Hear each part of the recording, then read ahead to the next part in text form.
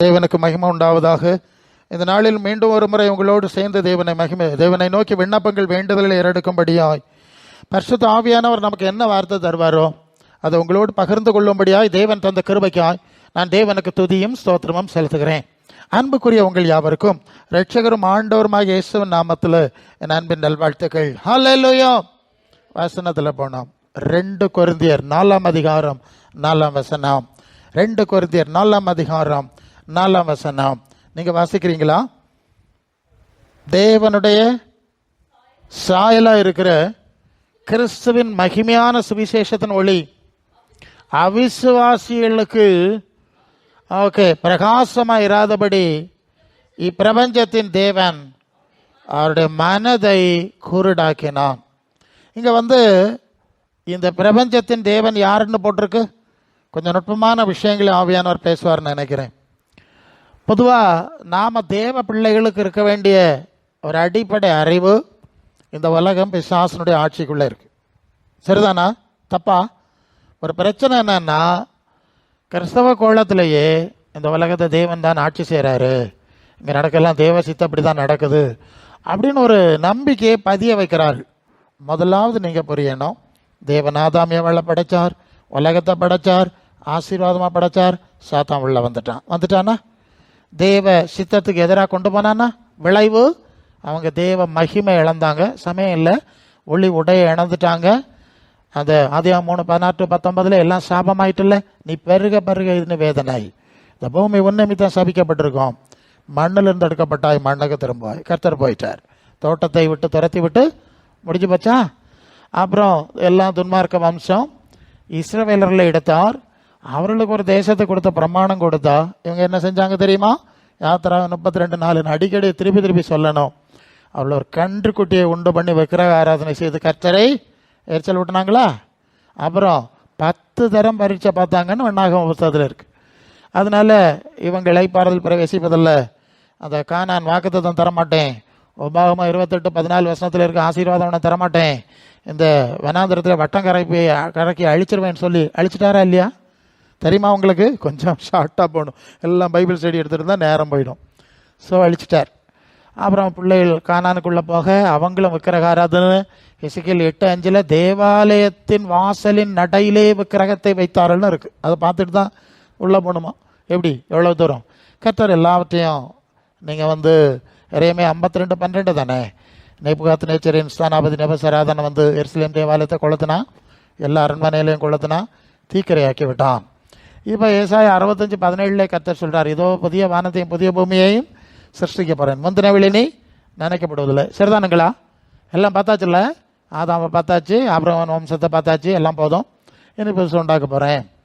இதை இனி நினைக்கப்படுவதில்லைன்னு அதை புறக்கணிக்கிறார். வார்த்தை தெளிவாக இருக்க ஒன்றும் மாற்றம் கிடையாது. இப்போ பிசாசு ஏற்கனவே ஆதாமை கைப்பற்றியாச்சு, காயினை கைப்பற்றியாச்சு, மற்றவங்களை கைப்பற்றியாச்சு, இஸ்ரவேலை கைப்பற்றியாச்சு. இட்ஸ் ஓகே, அதுதான் நடக்குது. இப்போ உலகத்தையும் கைப்பற்றியாச்சு. அதனால தான் லூக்கா 4:5 இயேசுவிட்ட பிசாசு என்ன சொல்கிறான்? இந்த உலகம் முழுவதும் எனக்கு ஒப்புவிக்கப்பட்டிருக்கு, எனக்கு இஷ்டமானவன் கொடுப்பேன். சரிதானா? தப்பாக இருக்குமோ?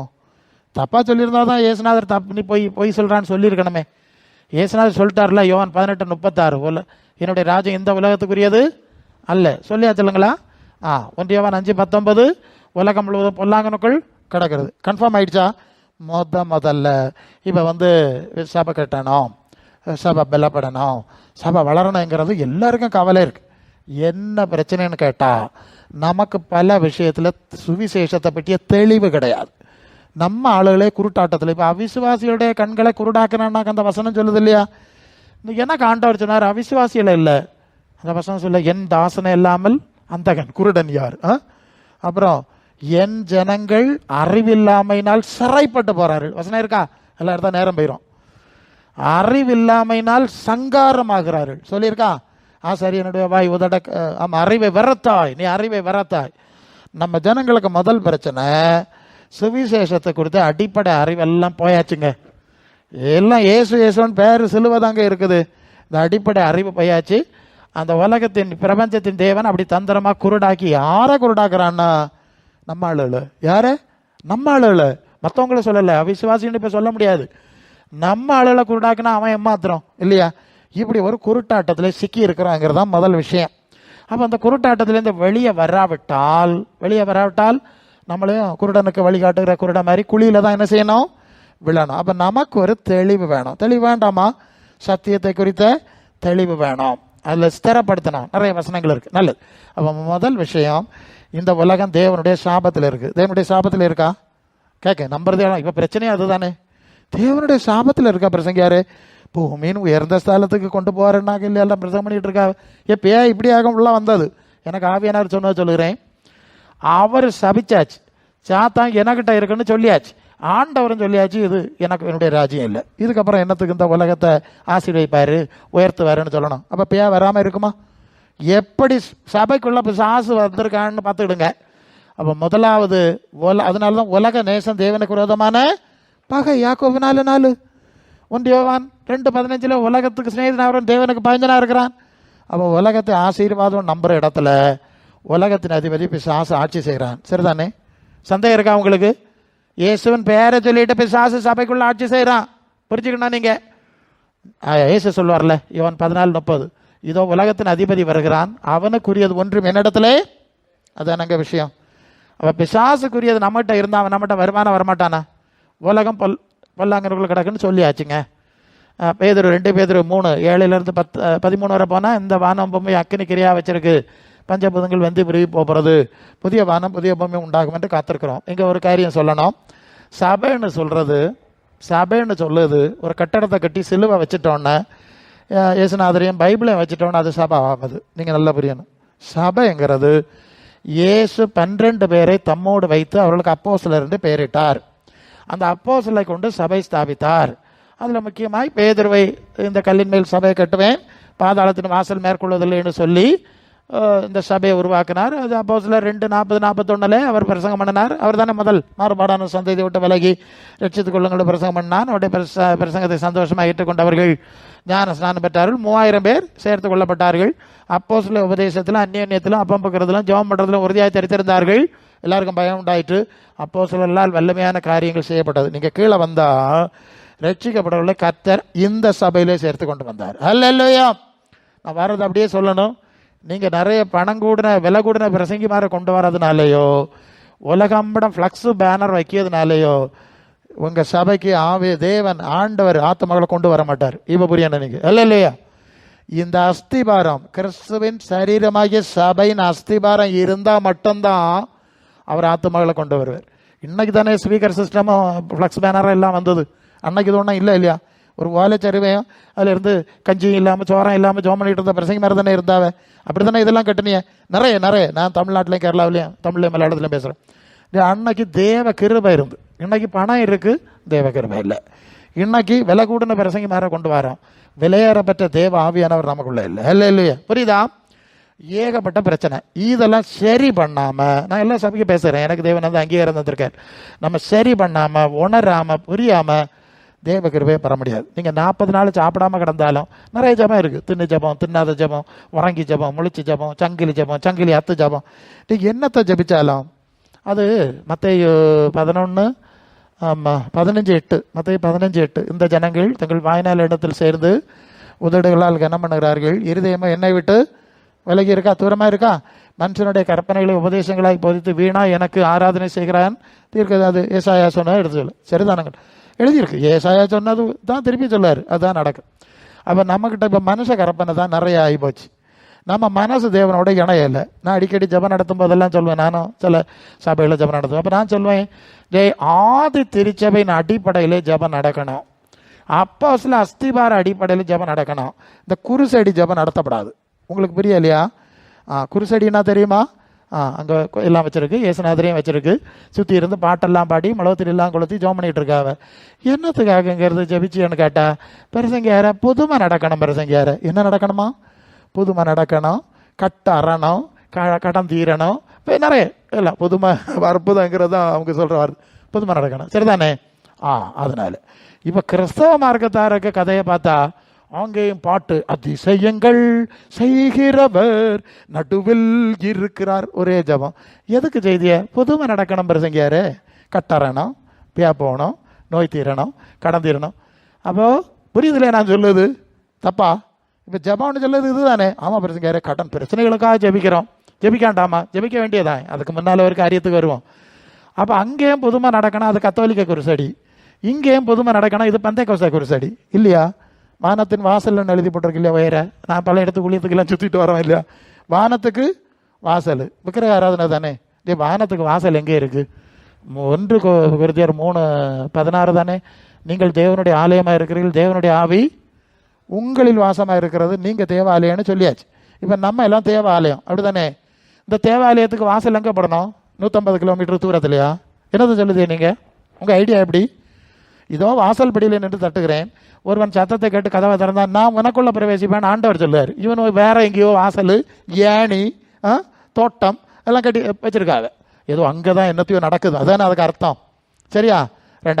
ரெண்டாவது வாசல் எங்கே இருக்குன்னு கேட்டால், முதலாவது நீங்கள் தனி ஜபம் செய்யுங்கள், ரெண்டாவது ஒருவருக்காக ஒருவர் ஜெபம் பண்ணுங்கள், மூன்றாவது சபையின் மூப்பர்களை வரவழைப்பானாக பாஸ்டர். இதுதானே இங்கே நடந்துட்டு இருந்து இவ்வளவு காலம்.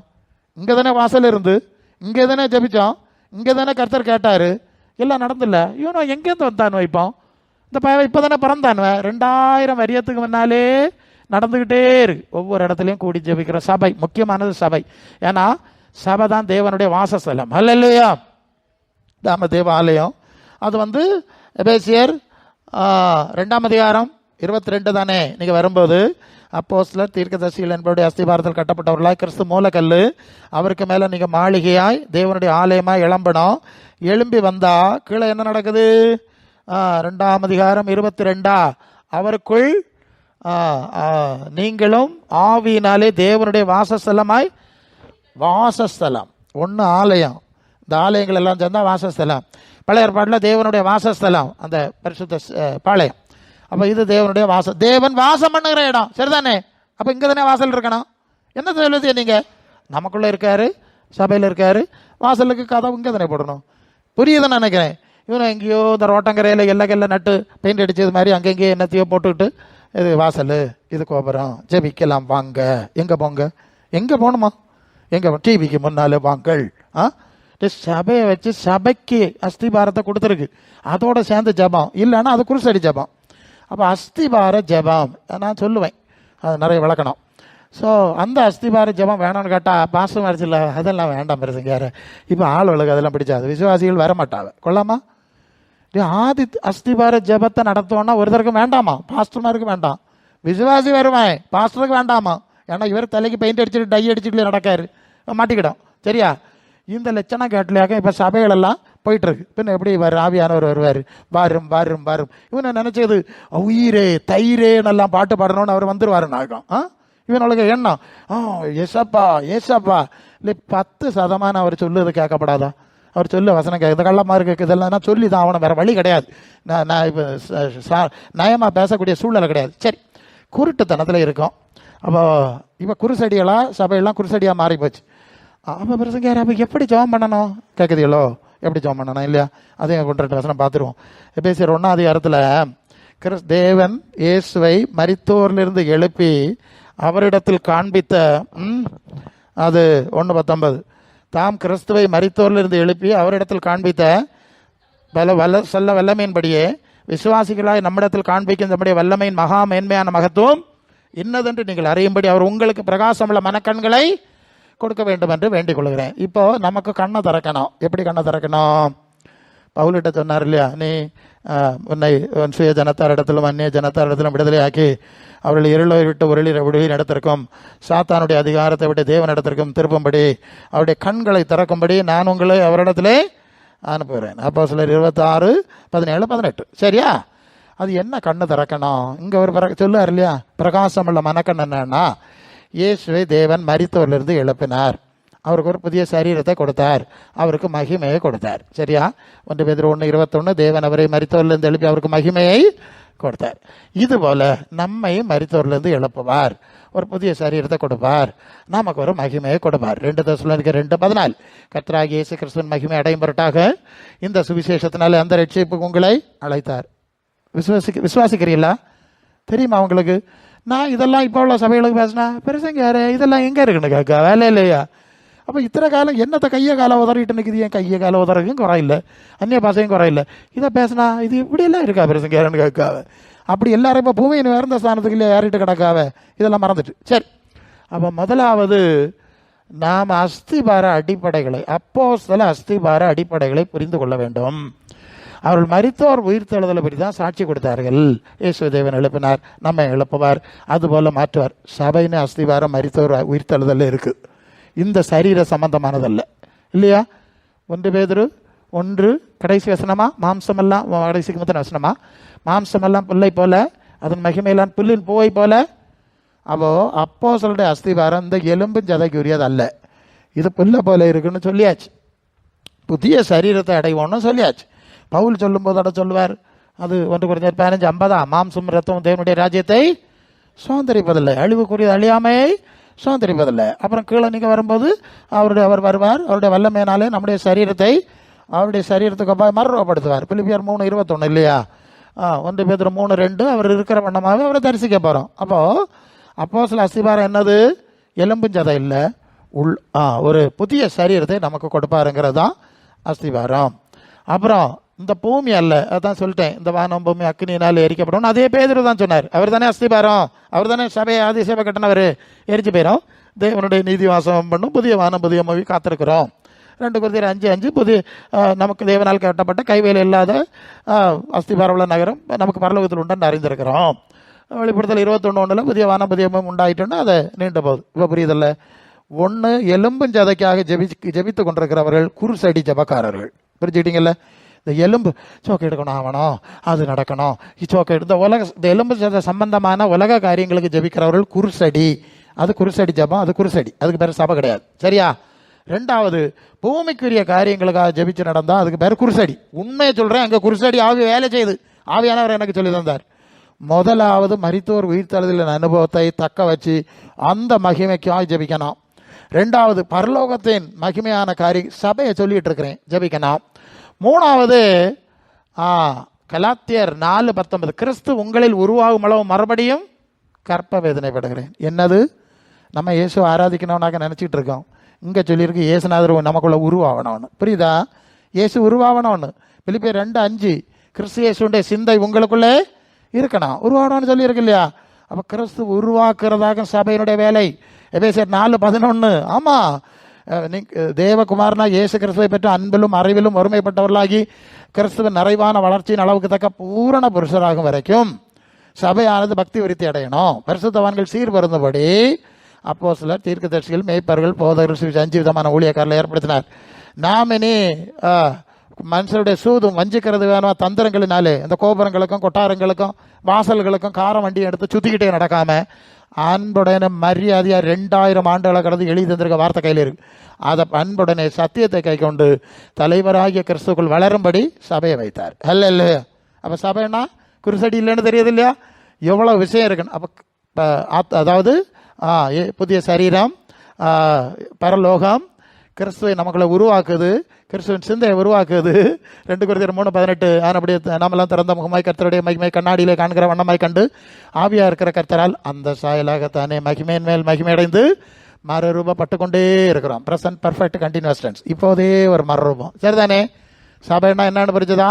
இது நமக்குள்ள இருக்குதா, விட்டமா, எத்தனை சதமானம் இருக்குன்னு நீங்கள் பார்த்துக்கணும். இந்த எல்லைக்குள்ளே வந்த பிறகு தான் அது கிறிஸ்துவின் சபையாக கன்சிடர் பண்ணப்படும். ஜெபம் நடக்கு, பாட்டு நடக்கு, இசைக்கருவி நடக்கு, என்னது வெளிப்பாடு சொல்லு, இதெல்லாம் தேவையில்லை. அஸ்திவாரத்துக்கு இங்கே பாருங்க. முதல்ல பரலோகத்துக்கு போகிறக்கு வந்தியலா, அங்கே புதிய சரீரத்துக்கு வந்தியலா, கிறிஸ்துவின் சாயல் உருவாக வந்தியலா. அடுத்தது அது எபேசியர் 3:16 நீங்கள் அவருடைய ஆவியினாலே உள்ளான மனுஷனில் வல்லமையாய். எந்த மனுஷனில் பலப்படணும்? உள்ளான மனுஷன். 2 Corinthians 4:16 புறம்பான மனுஷன் அழிஞ்சிட்டு வர்றான். அது சொன்னது தானே. உள்ளான மனுஷன் நாளுக்கு நாள் புதிதாக்கப்படுது. அப்போ புறம்பான மனுஷனில் பலப்பட்டு பெரிய பெட்டி வாங்கலான்னு வந்தியலா, இல்லை உள்ளான மனுஷனில் பலப்பட்டு மகிமையின் மேல் மகிமை அடைய வந்தியலா? நான் சபைக்கு பேசிகிட்டு இருக்கேன். இல்லை இல்லையா? நமக்கு எழுப்புதல் வேணும். ரட்சிக்கப்படுறவங்கள கர்த்தர் நம்ம சபையில் கூட்டிகிட்டு வரணும் இல்லையா? அவர் கூட்டிகிட்டு வரணும்னா அவருக்கு அஸ்திபாரம் இருக்கணும்னு. ஆமாம், எபிரேயர் 3:1 தானே. நாம் அறிக்கை எடுக்கிற பிரதான அப்போஸ்தலராகிய இயேசுவை நோக்கி பாருங்கள். அப்போ இயேசு தானே முதல் அப்போஸ்தலர், பிரதான அப்போஸ்தலர் எழுதியிருக்காங்க. மற்றவர்கள் அப்படி தானே? வசனம் சரிதானே? அவர் பிரதான அப்போஸ்தலர். இயேசுவை பற்றி சொல்லியிருக்கார். பிரதான அப்போஸ்தலர்னா தேவனால் அனுப்பப்பட்டவர்னு அர்த்தம். மற்றவரெல்லாம் அழுக்கப்படவுள்ள அப்போஸ்தலர். அப்போது இந்த அஸ்திவாரம் இன்னைக்கு நம்மகிட்ட கிடையாது. எல்லா சபையும் சேர்த்து சொல்கிறேன், உங்களை மட்டும் வச்சு சொல்லலை, எனக்கு எல்லாமே தெரியும். இந்த அஸ்திவாரத்தை பற்றி அறிவு கிடையாது. ஏன்னா பைபிள் காலேஜில் அவனை படித்து கொடுக்க எல்லாம் படிச்சுட்டு வந்தாச்சு. இயேசுநாதருக்கு பாதத்தில் படிக்கவனுக்கு பேராக அப்போஸ்தலன்னு பேர். பைபிள் காலேஜில் படிக்க தப்புன்னு நான் சொல்லலை. ஆண்டவர்கிட்டையும் படித்தனா இல்லையா? ஆண்டவர் இது எப்படி, நீர் என்ன சொல்லியிருக்கு? ஆமாம், அப்போஸ்தல தீர்க்க அஸ்திபாரம் கிறிஸ்து மூலக்கல், இயேசு சொன்னது செஞ்சது இல்லையா? அது மத்தேயு 11:28. வருத்தப்பட்டு பாரம் சுமக்கிறவர்கள் எல்லாரும் எங்கே வாருங்க முதல்ல. பைபிள் காலேஜ் படிச்சு ஒன்றும் தப்பு இல்லை. ஆண்டவர்கிட்ட போனோம் இல்லையா? முதல்ல அவர் எழுதுனது 2000 வரையும் கையில் இருக்கு இல்லையா? ஓசியா 8:12 என்னுடைய வேதத்தின் மகத்துவங்களை எழுதி கொடுத்தேன், அதை தூர போட்டாவேன்னு சொல்லியிருக்கு இல்லையா? அந்நியகாரி வேண்டினார்கள். இந்த வேலை படிச்சதுட்டு பைபிள் காலேஜுக்கு போனால் உருப்படமா? நான் ஸ்ட்ரைட்டாக தான் சொல்லணும், எனக்கு தெரியும். இதை படிச்சுட்டு போங்க. இல்லைன்னா அதை படித்தா இதை கம்பேர், ஐயோ தப்பாக இருக்கு, இது ஒத்து போவே இல்லையே. பரிசுத்த ஆவியானவர் நமக்கு படிப்பிக்கணும், நிச்சயம் கொடுக்கணும். ஆமாம், அல்லாத வரதெல்லாம் இன்னைக்கு வரதெல்லாம் பரிசுத்த ஆவி கிடையாது. நான் சொல்கிறேன் கேளுங்க. நான் இப்போ கொஞ்சம் அஸ்திபாரம் சொல்லிட்டேன். ஒன்று என்ன சொன்னேன்? ஆமாம், அது பரலோக புதிய சரீரம், பரலோகம், கிறிஸ்துவன் சிந்தை, உள்ளான மனுஷன் வல்லமையாக பலப்படுது. ஒரு காரியம் சொன்னேன்ல, உலகம் முழுதும் பிசாசுக்குள்ளே கிடக்கு. யாருக்குள்ளே கிடக்கு? அது அஸ்திபாரம். அது ஒன்றும் அஸ்திபாரம். உலகம் முழுதும் பிசாசுக்குள்ளே கிடக்கு. இந்த மாதிரிப்பட்ட அஸ்திபாரம் இல்லாத எதுவும் கிறிஸ்துவன் சபை அல்ல. புரியுதுல நான் சொல்லுது? இந்த மாதிரி அஸ்திபாரம் இல்லாத சபை அது உலக சபை. பண்டன காலம் அப்படி தான் சொல்லுவோம். பெந்தைக்கோஸ்தே சபையாக இருந்தாலும் சில சபையெல்லாம் உலக சபை சொல்லிடுவோம். அங்கே நடக்க கனிகள் காரியங்கள் எல்லாம் பார்த்து அது உலக சபை. அங்கே வந்து இறங்குது பரிசுத்த ஆவி கிடையாது. இன்னொரு காரியம் நான் சொல்கிறேன். ஆராதனைன்னு நீங்கள் சொல்கிறீங்க, ஆராதிக்கணும், ஆவியோட உண்மையோட ஆராதிக்கணும் ஆண்டவர் சொல்லியிருக்கார், சந்தேகம் கிடையாது. ஆண்டவர் சொல்லுகிறார். நான் சொன்னேன்ல, வீண் ஆராதனை செய்கிறாங்க. என்ன வீண் ஆராதனை? நீங்கள் வந்து மத்தேயு 7:21 பரலோகத்தில் இருக்கிற பிதாவின் சித்தப்படி செய்கிறவனே பரலோக ராஜ்யத்தில் என்னை கர்த்தாவே கர்த்தாவேன்னு ஆராதிப்பாய், என் நாமத்தில் பேய விரட்டுவாய், என் நாமத்தில் அற்புதம் செய்வாய். நான் என்ன சொல்லுவேன்? அக்கிரம செய்யக்காரரே என்னை விட்டு அகன்று போங்கள், ஒரு காலம் உங்களை என்ன தெரியாது. என்ன பெருசங்க யாரு இப்படி போட்டுட்டீரு? ஏசுநாதர் சொன்னதை இல்லையா செஞ்சிருக்கணும். மற்ற 28 கடைசி 2 வசனத்தில் நீங்கள் புறப்பட்டு போய் சகல ஜாதியையும், கொஞ்சம் சத்தமாக சொல்லுங்க, சீசராக்கியா பக்தராக்கியா? தப்பா? என்ன ஸ்லோ ஆயிட்டியா? ஆமாம் பிரசங்க யாரு சிக்கல் தான் இல்லையா? யோவான் 4:1 இயேசு அநேகரை சீசராகி ஞானஸ்நானம் கொடுத்தார், சீசரில் வச்சு எழுதியிருக்கா? அப்போ சீசர் ஆகணுமா வேண்டாமா? இப்போ இயேசு ஆராதனைக்கு குறை இல்லை, எங்களுக்கு தெரியுது. ஓ இயேசு ஆராதிச்சிடணும், சாமியேன்னு சொல்லிட்டு போயிடணும். அவர் வேறு சாமி, இது வேறு சாமி. அவர் சொன்னதை எப்போ செய்ய போறிய? இயேசுவன் சீசத்துவம் இருக்கான்னு கேட்டேன். நீங்கள் யோசிங்க. சீசராக்கியாக ஞானஸ்நானம் கொடுக்கணும், அது விசுவாசி, அது பேயம் விசுவாசிக்குதே. முக்குனோன்னு என்ன, தெளிச்சோன்னு என்ன? நாங்கள் எத்தனை பேயை பார்த்தோம், பச்சையாக சொல்லிடுவேன். கன்னியாகுமரி ரோட்டத்தில் நான் அவர் பிரசங்க ஜோம் பண்ண போனேன் அவர் வீட்டுக்கு. அது ஏதோ ஒரு 10 வருஷம் கொடுத்து போகுதான், அந்த கூட்டத்துக்கு போதும் அங்கே தெரியாது. முதல்ல ஒரு சின்ன பாட்டு பாடி அந்த பிரசங்க ஜெபம் நடத்தினார். அதை துள்ளி குடிச்சு பயங்கரமான அந்நிய பாஷை, நல்லா கேட்டுக்கணும், பயங்கர அந்நிய பாஷை. நான் நினச்சிட்டேன் கத்தோலிக்க சபைக்கு பக்கத்தில், இங்கே சொன்னானே தெரியாது, பல இடத்துல சொல்லியிருக்கேன். கொள்ளாமே இங்கே பெருசாக கடவுளெல்லாம் பூட்டிட்டாக்கும் ஜெபம் அடித்து போடுவானுவேன். பிறகு நான் ஆண்டவர் எப்படியா? அப்போ இவளுக்கு என்ன வசனம் சொல்லணும்? ஆண்டவர் ஒரு வசனம் தந்தார், மற்ற 6:33. முதலாவது தேவனுடைய ராஜ்யத்தை அவனுடைய நீதியையும் எடுக்கும். அப்போ 2 ராஜ்யம் இருக்கு இல்லையா? ஒன்று பரலோக தேவனுடைய ராஜ்யம், இன்னொன்று பூலோக தேவனுடைய ராஜ்யம். அதான் பார்த்துட்டேன் இல்லையா? உலகத்தில் உலக ராஜ்யம், சாத்தானுக்கு ராஜ்யம் உலகத்தில் தானே இருக்குது. அப்போ 2 ராஜ்யம் இருக்குது. முதலாவது பரலோக தேவனையும் அந்த ராஜ்யத்தையும் தேடணும், அப்போ அந்த ஆவி வரும். பூலோகத்தில் உயர்ந்த ஸ்தானத்துக்கு ஏற போகணும்னா பூலோக தேவனுடைய ஆவி வரும். சரிதானுங்க? அப்படி தானே? பரலோக ஆவி வேணும்னா பரலோகத்தில் மனசு வைக்கணும் இல்லை? மற்ற 4:17 அது முதல் இயேசு முதல் பிரசங்கமே பரலோகம். அப்போ பரலோகம்னு பிரசங்கம் கேட்டு குணப்பட்டு ஞானஸ்தானம் எடுத்தால் அப்போ அந்த ஆளுக்கு பரலோக ஆவி வரும். பூமியின் உயர்ந்த ஸ்தானத்தை கேட்டு ஆசீர்வாத பிரசங்கம் கேட்டு ஞானஸ்தானம் எடுத்து வந்தால் பூலோக ஆவி வரும். விஷயம் ஈஸி தானே? நான் இப்படி 2 நிமிஷம் பேசினேன். அந்த பொம்பளை அங்கே இருந்துட்டு 2 கையை முறுக்கிட்டாய், நான் யாருன்னு தெரியுமாடான்னு கேட்குது. நான் கேட்டேன், நீ யாருன்னு தெரிய விரும்பல, ஓடி போன்னு சொன்னேன். அது தரையில் விழுந்து சர்ப்பம் மாதிரி நெளிஞ்சு வாமிட் பண்ணி ஓடி போச்சு. முதல்ல அந்நிய பாஷை, பிறகு சர்ப்பம். எவ்வளவு பார்க்க தெரியுமா? நீங்கள் சொன்னேன்னு தெரில. பண்டு காஞ்சிரோடு சாது அங்கேயாக நான் ஞானஸ்நானம் எடுத்தேன், கிருபாசனை. அவராக எனக்கு ஊழியம் சொன்னார்லே, நீ போயிட்டே இரு, தேவன் இடத்துல படித்ததெல்லாம் நீ எல்லா இடத்துலையும் தைரியமாக பேசணும், பயப்படப்படாது, போயிட்டே இரு, உனக்கு அவர் கேட்டால் ஆயத்தம் பண்ணி தருவார், ஒருத்தனை கூப்பிடானோ நீ காத்துட்டு இருக்கப்பட போயிருன்னு. அப்போ சொல்லாருலே சாசா அந்நிய பாஷை பேச பார்த்துக்கிறேன். அப்பமே எனக்கு தூக்கி வாரி போட்டு இது என்ன கதையாக இருக்குது, இப்போ அந்நிய பாஷை பேசுதா வருஷா பேசுதா, நாங்கள் எப்படி கண்டுபிடிப்போம், மண்டை குழம்பி போவோமே, அவர்கிட்ட கேட்க முடியுமா? அந்த ஆளு கொஞ்சம் கோபக்கார மனுஷன், அனுபவப்பட்டவங்களுக்கு தெரியும், இல்லை இல்லையா? அப்படியா ஐயா கேட்டுக்கிட்டோம். புறம் பார்த்தா இப்போ அதுதான் பார்த்துக்கிட்டு இருக்கோம், இல்லை இல்லையா? அது கையை காலை உதறிட்டு அந்நிய பாஷையும் பேசிக்கிட்டு பிசாசு வந்து கிடந்து குறிவார சொல்லிக்கிட்டு இருக்கு, மகனே உன்னை உயர கொண்டு போவேன். இல்லை பரிசு தாய் வந்திருந்தா அது ரோமர் 12:6, ரோமர் 12:6 தானே? படிக்க படிக்க படிக்க. தீர்க்க தரிசனம் சொல்லுகிறவன், நமக்கு சபையை சீர்திருத்தனங்க சிறப்படுத்தணும். அது அது 12:6 என்ன சொல்லுது? தீர்க்க தரிசனம் சொல்லுகிறவன்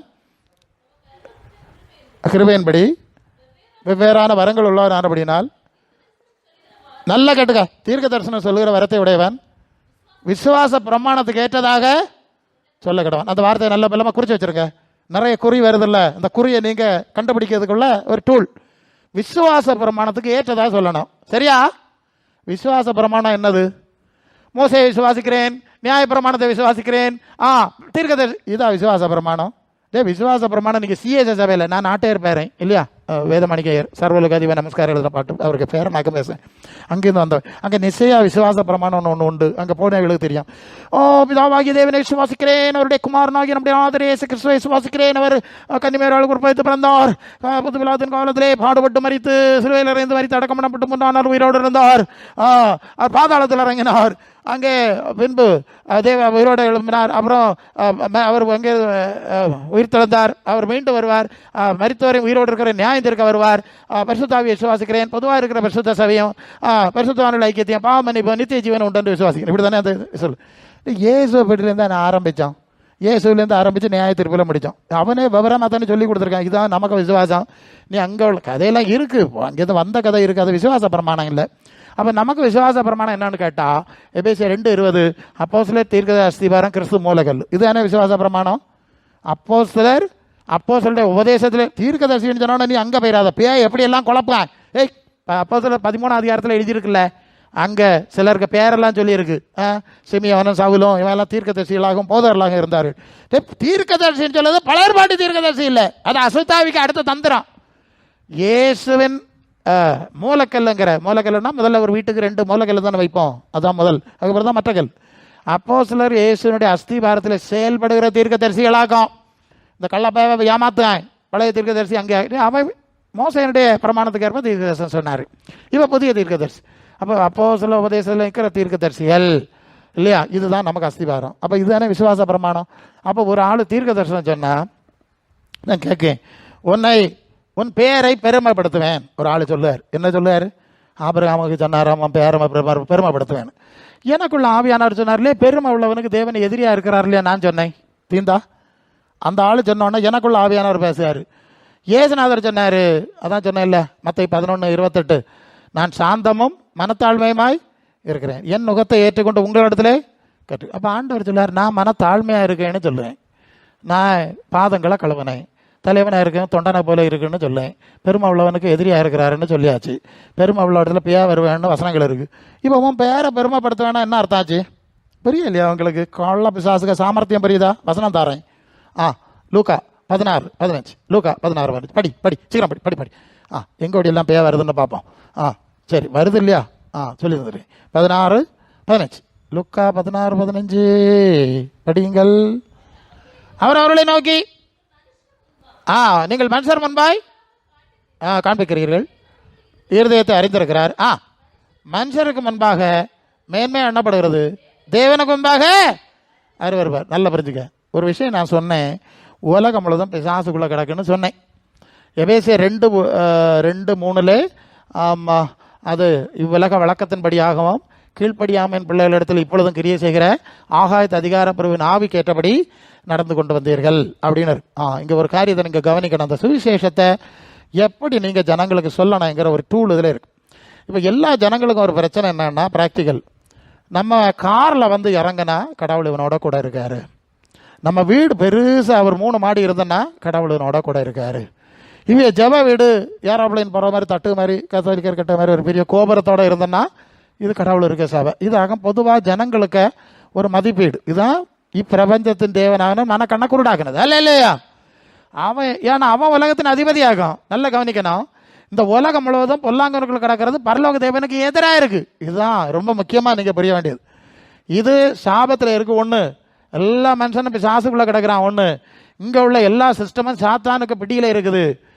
ஆனால் தேவனுக்கு எதிராக. அதனால தான் 2 எஜமான்களுக்கு ஊழியம் செய்ய ஒருவனால் கூடாது. ஒருவனை ஏற்றுக்கொண்டு ஒருவனை பற்றி கொண்டு ஒருவனை மறுதளிப்பான். எல்லாம் ஆண்டவர் சொன்ன வசனம்.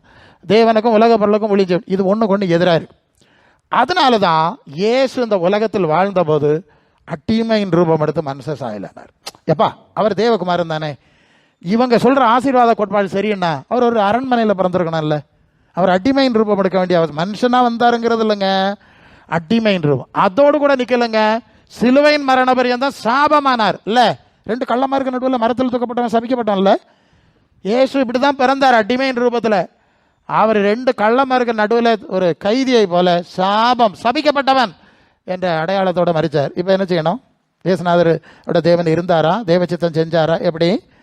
1 Corinthians 4:9 தானே, தேவன் அப்போஸ்தலராகிய எங்களை மரணத்துக்கு குறிக்கப்பட்டவர்களை போல கடைசியானவர்களா எல்லாரோட தர டிக்கெட் காணப்படுவன். நாங்கள் மனுஷருக்கு தேவதற்கும் வேடிக்கையானோம், துடைத்து போடுற அழுக்க போல ஆனோம், ஆமாம் அற்பமாக எண்ணப்படுறோம் அப்படின்னு ஒரு பட்டியல் அங்கே இருக்கீங்க படிச்சிருங்க. யாரே இன்னைக்குள்ள கள்ள அப்போஸ்தலர் வரல, அன்னைக்குள்ள ஆதி அப்போஸ்தலர்கள் அல்ல இல்லையா?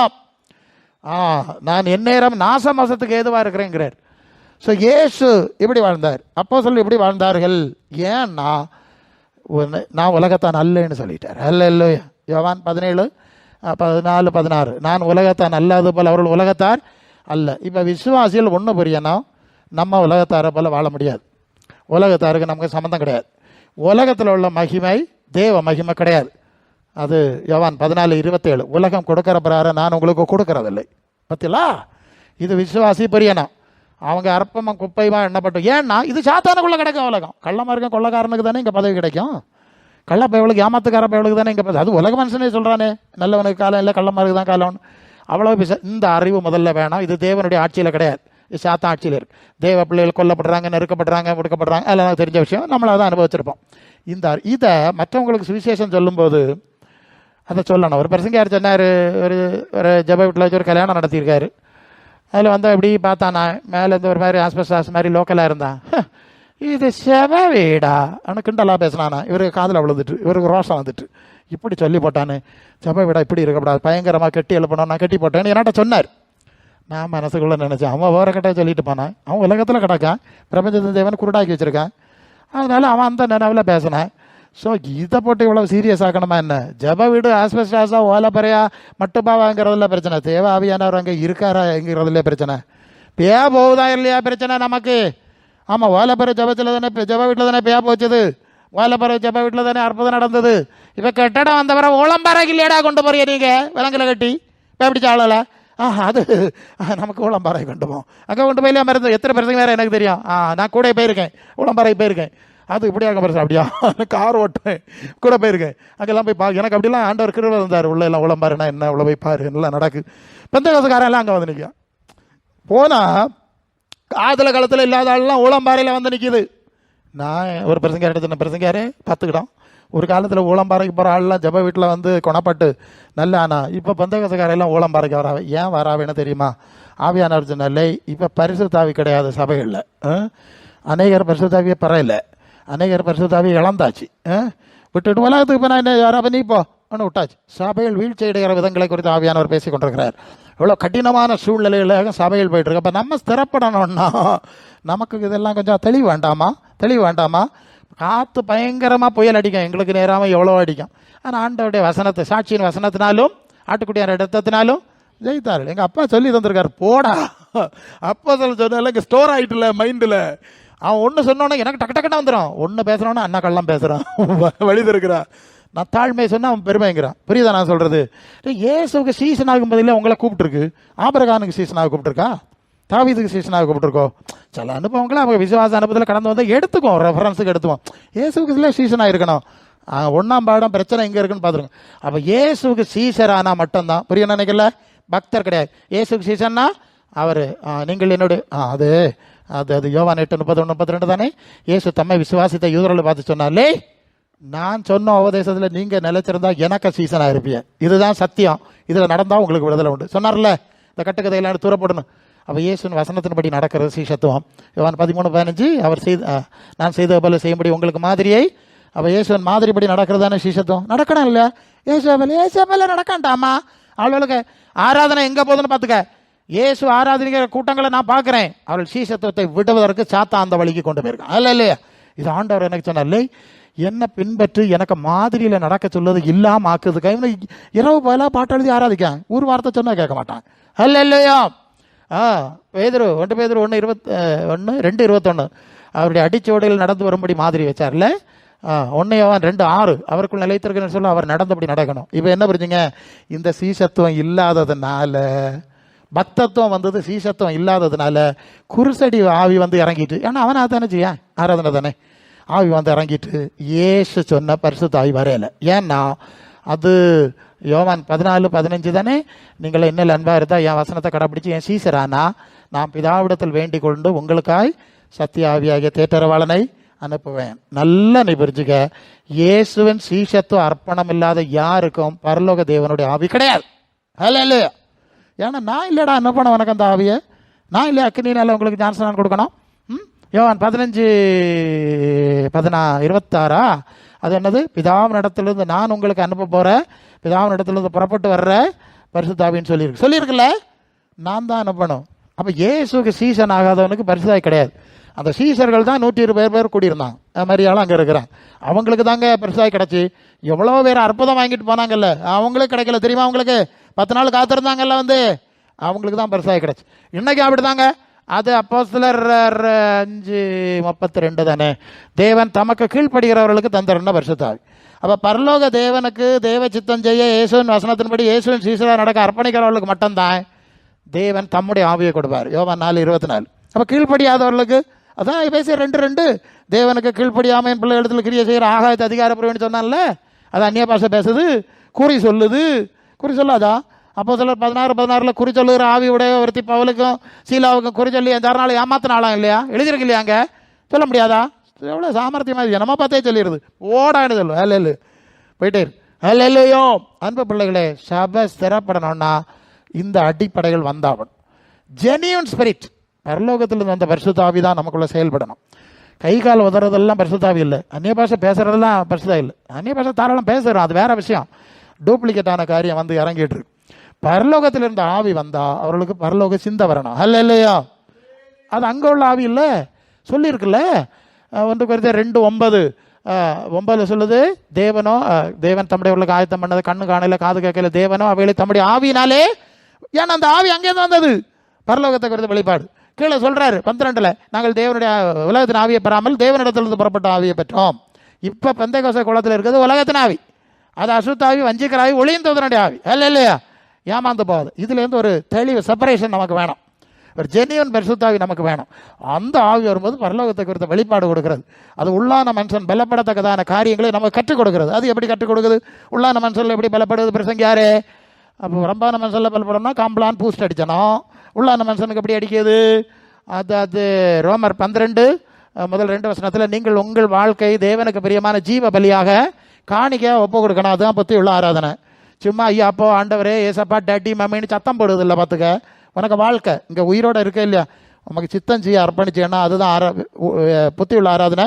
மற்ற புத்தி கெட்டது வீணான ஆராதனை. சரி, இப்போ அது எப்படி செய்யதுன்னு கேட்டால் அவன் எப்படி அர்ப்பணிக்கணும்? பிரசங்கியாரு அடுத்த வசனம், நீங்கள் இந்த பிரபஞ்சத்துக்கு ஏற்ற வேஷம் தெரியாமல் பரலோக தேவனுக்கு பிரியமும் நன்மையும் பரிபூர்ணமான சித்தம் என்னதென்று பகுத்தறியத்தக்கதாக உங்கள் மனசு தான் ஆத்மா, மனம் உள்ளான மனுஷன் ஆத்மாலாம் சொல்லியிருக்கு. இப்படி மனசு. அப்போ பரலோக ஆவி வந்தா பரலோக தேவனுடைய காரியங்களை நமக்கு கற்றுத்தருது. அல்ல இல்லையா? அந்த வெளிப்பாடு, அந்த உணர்வு எல்லாம் கொடுக்க வேற வசனங்கள் இருக்கிறது. இது நமக்குள்ள வரணும். உலகத்தின் ஆவி வந்தா உலகத்துக்கு கொண்டு போகுது, பரலோக பரிசுத்தாவி வந்தால் உலகத்துக்கு எதிராக போகுது. அதனாலேயே யாக்கோபு 4:4 சொல்லிட்டு உலக நேசன் தேவன விரோதமா பகைன்னு சொல்லிட்டு அடுத்த வசனம் சொல்லுது, நம்ம வாசமாக இருக்கிற ஆவியானவர் நம்ம வைராக்கிய வாஞ்சவிடவர். பிசாசே போவே இல்லையா நாய், உலகத்தை எதிர்க்கிறதுல அவ்வளோ வேகமாக இருக்கும். அதான் யாக்கோபு 1 கடைசி வசனம், உலகத்தால் கரைபடாதபடி காத்துக்கொள்வதுதான் தேவனுக்கு முன்பாக சுத்தமான பக்தின்னு சொல்லியிருக்கு. இந்த அஸ்திபாரம் இப்போ தகர்ந்து போச்சு. இதை திருப்பி எடுக்கணும். இதை திருப்பி எடுத்துலாமல் இந்த குருசடி ஆவி வெளியே போகிறதும் இல்லை, பரலோகத்தின் ஆவி உள்ள வர போகிறதில்லை. இப்போ புரிஞ்சுதா உங்களுக்கு? இப்படி மெதுவாக போகணும், மென்மையாக போகணும். அப்படியே தேவன் கிரிச்சு. அப்போ அந்த ஆவியானவர் வந்து நம்மை நடத்துவார், வசனங்களை சத்தியத்தில் நடத்துவார். அப்படி நடத்தும் போது அடுத்த விஷயத்துக்கு வர்றோம். நான் சுவிசேஷம் சொல்கிற ஒன்று சொல்லிட்டேன். எப்பா உலகம் எஸ் எது தெளிவாக ஜனங்களுக்கு சொல்லணும். உலகம் பிசாசுக்குள்ளே கிடக்கு. அதாவது அது ஏசாயா 55:8, உங்கள் நினைவு என் நினைவல்ல, உங்கள் வழி என் வழி இல்லை. உங்கள் நினைவு வழிகளுக்கும் என் வழிகளுக்கும் வானத்துக்கும் பூமிக்கும் எவ்வளோ வித்தியாசம் இருக்கோ சொன்னார்ல, சொல்லியிருக்குங்க. அந்த என்னைக்கு தேவ சாயல ஏதேன் தோட்டத்தில் இழந்தானோ அன்னைக்கே தேவனுடைய சிந்தை வேறு, மனுஷனுடைய தலைகளாகி போச்சு. அது வடக்குது தெற்கு. நல்ல புரியுங்க. எல்லா மனுஷனும் சாத்தானுடைய பிடியில் தேவனுக்கு கோபாக்கினையின் பிள்ளைகளாய், மனசு மாம்சம் வருமுறை செய்து, அந்த வார்த்தையை பேசி 2 கரெக்டாக சொல்லும். கோபாக்கினைகளின் பிள்ளைகளாய் தேவனுடைய தண்டனைக்கு உரியவைகளாய் வாழ்கிறார்கள். இந்த அறிவு கிடையாது. நான் தேவனுடைய பிள்ளைன்னு பலரும் நினச்சிக்கிறாங்க. பல ரீதியில் அந்த அறிவை நம்ம கொடுக்கணும். இல்லைப்பா, தேவன் மகா பரிசுத்தமானவர், நம்ம அப்படி இல்லை. தேவனுடைய சிந்தை நமக்கு கிடையாது, தேவனுக்குள்ளே இருக்க ஆவி நமக்கு கிடையாது, தேவனுடைய அங்கீகாரம் நமக்கு கிடையாது. எப்படி அது ரோமர் 8:14, எவர்கள் தேவனுடைய ஆவியினால் நடத்தப்படுறார்கள் அவர்கள் தேவனுடைய ஆவியினால் நடத்தப்படுறார்கள். சும்மா கை கால் உதறிட்டு போகிறது மட்டும் இல்லை, வெள்ளமாக வரும், நடத்தப்படணும்ல. அப்போ தேவ பிள்ளைங்கிறதுக்கு சில டெஃபரன்ஷன்ஸுக்கு சொல்லியிருக்கப்பா. அது தேவ சித்தம் செய்கிறவங்க, அது பரலோகத்திலிருந்து வந்த தேவகுமாரனாக இயேசுக்கு சீசர் ஆகிறவங்க, அது தேவனிடத்திலிருந்து வந்த ஆவி பெற்றவங்க, அந்த முத்திரை பெற்றவங்க. இல்லை எபேசியர் 1:13, விசுவாசிகளான போது வாக்குத்தத்தம் பண்ணப்பட்ட பரிசுத்தாவினால் முத்திரை ஐடி கொடுக்குறான்ல. ஐடி என்னப்பா, ஆதாரம் பிடுங்க, எலெக்ஷன் ஐடியா பிடுங்க போகிறான், அதுக்குள்ளே வேலை செய்கிறான், அது அவனுக்கு வேலை. ஸோ அவர் ஒரு முத்திரை கொடுக்குறார். மீட்கப்பட்ட நாளுக்கு முத்திரையாய் பெற்ற பரிசுத்தாவி எபேசியர் 4:30 முத்திரை இருக்குல்ல. இப்படிப்பட்டவர்கள், இந்த ஆவினால் நடக்கிறவர்கள், ஆவியின் கனி உள்ளவர்கள், இவங்க தான் தேவ பிள்ளாப்பா, மற்றவங்க கிடையாது. உலகத்தின் ஆவியின் கனி உள்ளவன் உலக மனுஷன். இதை கொஞ்சம் போட்டு விட்டாதான் அவங்களுக்கு தேவனை கிரியை செய்ய முடியும். இப்படி தான் ரட்சிப்புக்குள்ளே கொண்டு வரணும். இல்லாமல் பணம் இருக்குது, அது ஆண்டவர் சொல்லலாம். அடுத்த ஒரு விஷயம் சொல்லணுமே. இன்னொரு மோசமான சப்ஜெக்ட் இங்கே கிறிஸ்தவ மார்க்கத்தில் இருக்குது. நீ இவன் பிள்ளைகளையும் இஸ்ரவேலுக்கு உண்டாகும் சமாதானத்தையும் காண்பாய், முதல் வயதிலும் புஷ்டியும் பசுமையாக இருப்பாய், உனக்கு சோக்கடனா வராது. அதனால தான் அந்த பயவை பெயிண்ட் அடிச்சது. பசுமையாக இருக்கணும் இல்லை, தலை நடிச்சுட்டா பெயிண்ட் அடிச்சனமே. இன்டர்நேஷ்னல் பர்சன் எல்லாம் பெயிண்ட் அடிச்ச ரகசியம் இதாகும். இப்படி சொல்லுவ. டேய், ஆண்டவர் சொன்னார், அது லூக்கா 12:20-30, அது என்னது ஒருத்தர் சொன்னார்ல, இன்று ராத்திரி உன் ஆத்மா உன்னை விட்டு எடுத்துக்கொள்ளப்படுமானால் 20 இல்லையா, 12:20 லூக்கா 12. அவன் ஒருத்தர் நிறைய சொத்து இருக்குது, பணம் இருக்குது, வருமானம் வந்திருக்கு, நல்லா தின்னு குடின்னு அவன் நினச்சிக்கிட்டே சொல்லிட்டு இருந்தானா. அப்போ தேவன் கேட்டாரன், அதை விவரம் கேட்டவனே, மதி கேட்டனே, இன்னும் ராத்திரி போன மூச்சு வெளியே வரையலன்னா இது யாருடா? அப்போ மனுஷனுடைய நிலைமை என்னது? இஸ்ரவேலர்களுக்கு என்ன தெரியுமா? பிள்ளைகளின் காண்பாங்கிறதாக இவர்களுக்கு கணக்கு. அவர்களுக்கு பாடம் படிப்பிச்சு கொடுக்காரு இல்லை. இதெல்லாம் சொல்லிட்டு இருக்குது இல்லையா? நீங்கள் ராத்திரி இந்த மூச்சு போனால் என்னைவா உங்களுக்கு உத்தரவாதம் தந்திருக்கா? நீ 100 வரை இருப்பாய், உனக்கு ஜாதகத்தில் எழுதியிருக்குன்னு சொல்லி இல்லை நடக்குமா? எல்லாம் கள்ள மாதிரி சொல்லுவான். இல்லை அப்படி இல்லை, இன்னும் ராத்திரி சத்தா எங்கே போ, இதுதானே அவருக்கு பிரசங்கம். யாக்கோபு 4:14, நாளை நடப்பது உங்களுக்கு தெரியாது, தேவனுக்கு சித்தமானால் உயிரோடு இருந்தால் இதுதான் செய்யணும்.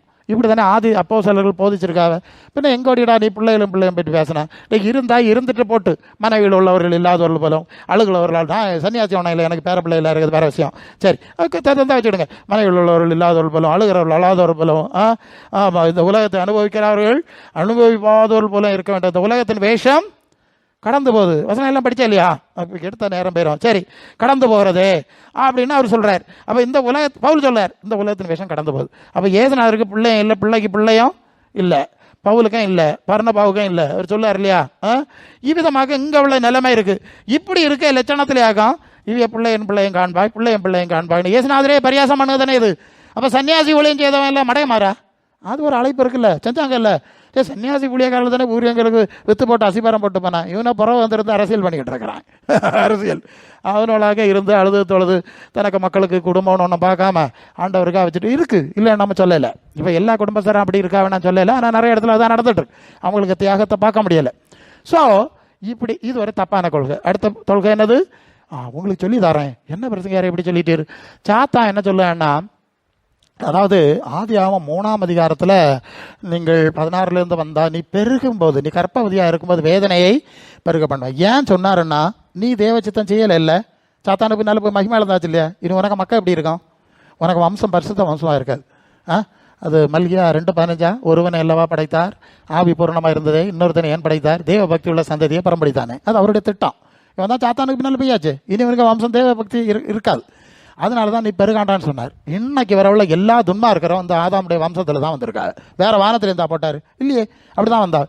சாத்தானுக்கு தெரியும் இந்த மனுஷர் பெருக பெருக எனக்கு சித்தம் செய்கிற ஆட்கள் நிறைய கிடைக்கும். புரியுதா நான் சொல்லுது? ஒரு பயங்கர ஆழத்தை சொல்லுறேன். மனுஷர் பெருக தொடங்கின போது அவருடைய நினைவில் தோற்றாலாம் நித்தம் பொல்லாதா இருக்கிறதுன்னு சொல்லி ஆதியாகமம் 6:5 சொல்லுது. மனுஷன் பெருவ பெருவ எனக்கு சித்தம் செய்யக்கூடிய ஆள் வருவான். தேவ சித்தம் செய்ய ஆள் 1-2 வரான். அது மோசே தேவ சித்தம் செய்யக்கு வரணும். அவனை பெத்தெடுக்க நேரம் பார்த்து சாத்தான் ஒரு சட்டம் போட்டான், எல்லாம் ஆம்பளை ஆற்றுல போட்டுருணும். கொள்ளாமா? தேவ சித்தம் செய்ய பிள்ளைய பருவ வேலை எல்லாத்தையும் ஆற்றுல போடு, மற்ற நேரம் பெருவு. இனி ஏசுநாதர் வந்தார், 2 வயசுக்குள்ள கொல்லு, இவனை விடப்படாது, இந்த வட்டத்துக்குள்ளே தான் கிடப்பார். அப்போ தேவ சித்தம் செய்கிற பிள்ளைகள் பிறக்கவளை சாத்தாய் அதை அழிக்கிறதுக்கு முயற்சி பண்ணுறான். தேவ சித்தம் இல்லாத பிள்ளைகள்லாம் சர்வசாதாரணமாக பறந்துட்டு இருக்கு. இனி சிலர் வந்து சண்டை, எனக்கு பிள்ளை இல்லை பிரசங்க யாரே சோமனியாச்சு.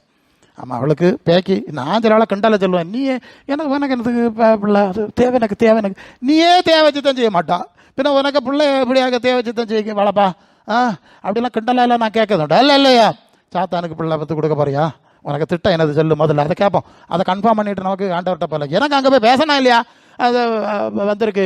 நான் தேவ சித்தம் செய்கிற பிள்ளையை பரவேன்னு சொல்லுவா. சாமியலுக்கு அம்மா சொன்ன மாதிரி ஒரு பிள்ளையை தந்தா உங்களுடைய சம்மதி நேரத்தில் கொண்டு விடுவேன்னு சொல்லுவா. ஏதாவது அவர் நியாயம் கொண்டு வந்தா நான் அவர்கிட்ட பேசுவேன்.